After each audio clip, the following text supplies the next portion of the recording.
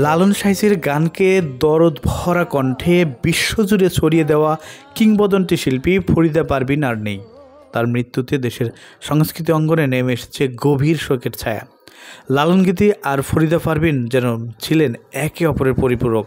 সেই লালন কন্যার মৃত্যুতে সাংস্কৃতিক অঙ্গনে যে ক্ষতি হয়েছে সে নিয়ে সামাজিক যোগাযোগ মাধ্যম সহ সারা বিনোদন জগতে শোকের মাতম চলছে।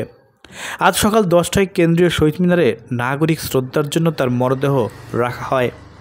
নাগরিক শ্রদ্ধা শেষে বিকেলে লালন কন্যার স্মৃতিবিজড়িত কুষ্টিয়ার মাটিতে তাকে দাফন করা হবে। ফরিদা পারভিনের দীর্ঘদিন ধরে ফুসফুস ও কিডনি সংক্রান্ত জটিলতায় ভুগছিলেন। গত 2রা সেপ্টেম্বর তাকে ঢাকার মহাখালী ইউনিভার্সাল মেডিকেল কলেজ হাসপাতালে ভর্তি করা হয়। ডায়ালাইসিসের পর শারীরিক অবস্থা অবনতি হলে তাকে আইসিইউতে এবং পরে ভেন্টিলেশনে রাখা হয়। হাসপাতালের ব্যবস্থাপনা পরিচালক জানান, চিকিৎসাধীন অবস্থায় তিনি শেষ নিঃশ্বাস ত্যাগ করেন।